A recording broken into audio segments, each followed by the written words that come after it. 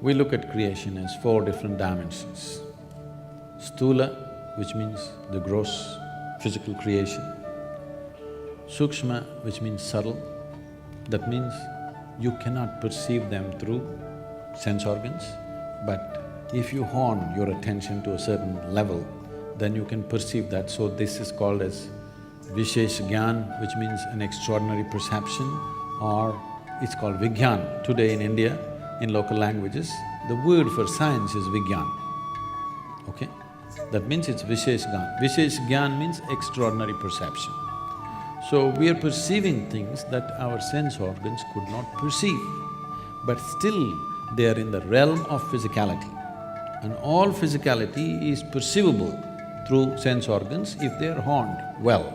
If you may not be able to perceive, some other creature on the planet is able to perceive. I think… Yeah, many different creatures Yes. have totally different So slices they are of able their to perceive, ecosystem. that means it's still physical reality. So, what is called as sthula is gross reality, which all of us can see, hear and smell. What is considered as sukshma, still physicality, but so subtle that your eyes and ears are not good enough for that, but if you're willing to pay attention, you can perceive. Then next is called as shunya, which literally translates as emptiness in English, but emptiness is not the word. It is physicality without form. There is no form, all physical has defined form, but shunya means physicality has reached a place where there is no form to it, it's just physical, or it's fundamental material of physicality. The next is called as Shiva, which means that which is not. That means that which is not physical at all. So, existence is seen as these four components, and how to perceive these four dimensions. There's a whole methodology. Why I'm saying this is, if only scientists who have pursued things so far into physical reality, if they pay little attention to the most fundamental physicality, which is themselves, if they turn inward rather than constantly looking through a telescope or a microscope, if they spend equal amount of time turning inward, I think something phenomenal could come out of it. For many scientists, the reason they turn outward is as a way of understanding what this is all made out of, which would include understanding something about what a piece of life is. Let me ask you this, when you say, I am a piece of life, you are a piece of life, I hear that and understand it in a particular way, but I want to know what you mean by a piece of life. Because what you drink is life, what you eat is life, what you breathe is life. All this we're gathering, and this is a piece of life, which has acquired a certain level of information, built its own kind of software unconsciously, and its own tendencies and its own character and its own personality, but that's a bubble. It's like if you blow soap bubbles, each bubble has a character of its own. When they burst, the most essential ingredient of the bubble was the air. Where is it? It's all there. So this is all air, and the bubble is a piece of air. Similarly, this is all life. This whole cosmos is a living cosmos. Here I'm a piece of life. And life has given me this privilege that I can hold this piece of life within myself and experience it as if I am by myself, everything. This is a fantastic privilege, but we should not abuse this.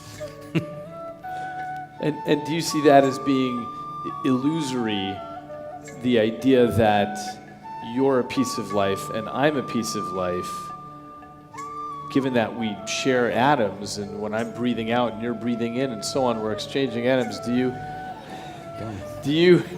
you see that as an illusion that there is a you and a me, or are we all the same life?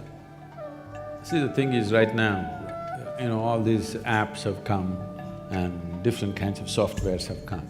So this is easy to understand today because people are using this thing all as if they're live, okay? And they're alive in their own way because a certain amount of information has been calibrated in a certain way to do certain things, and it's almost alive. I think most people have a better relationship with their WhatsApp than with their family, okay? Yes, people are so engaged with it because it has a character of its own, and it's even predicting what's the next word you will type. which your family cannot do, your friends cannot do probably. So, this is just like that. It has accumulated a certain amount of information. This vast life that's available, around it we formed a bubble.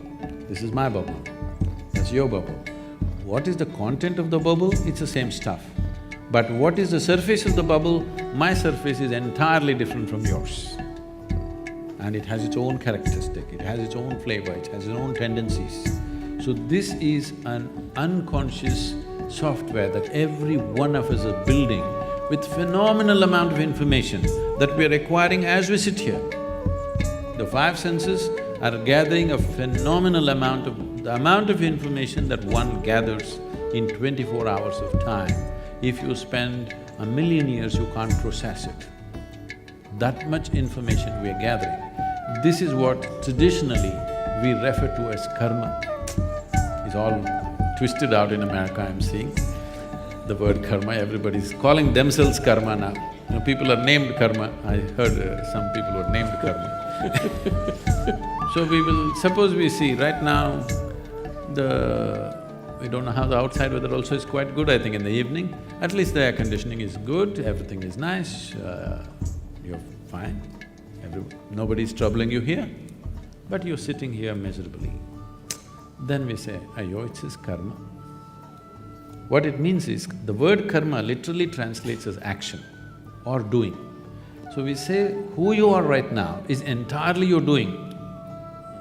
The way you have structured yourself, knowingly or unknowingly, the kind of womb that you were born in is also an unconscious choice because you created a certain type of tendencies, that's where you moved, in search of that kind of tendencies. What facilitates that?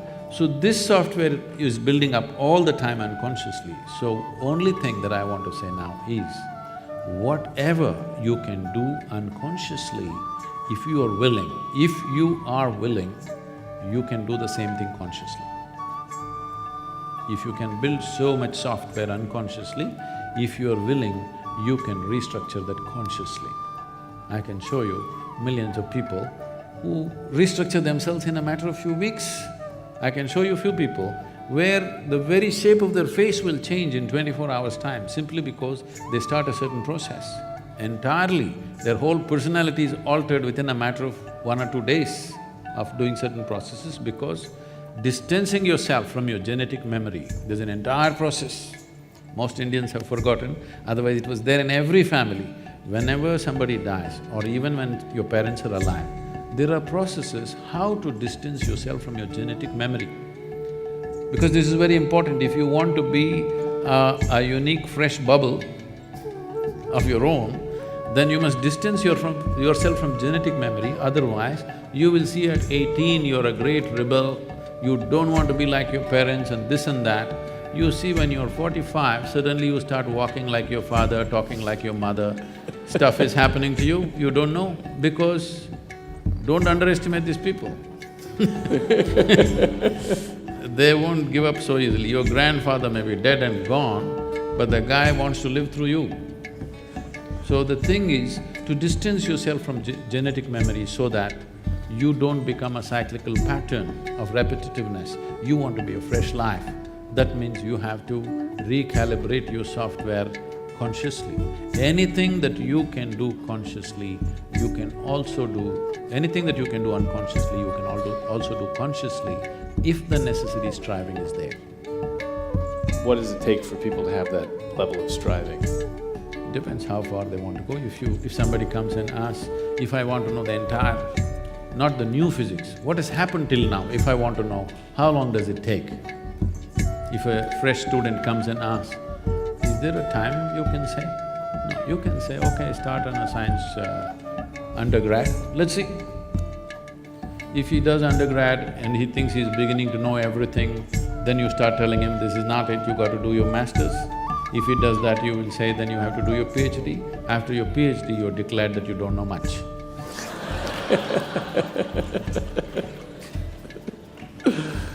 That's right, that's the path of wisdom and science, is learning how little we know. The most basic thing that one can do, how long does it take means, the most fundamental thing is, first of all, to know that there is another dimension of faculty within us.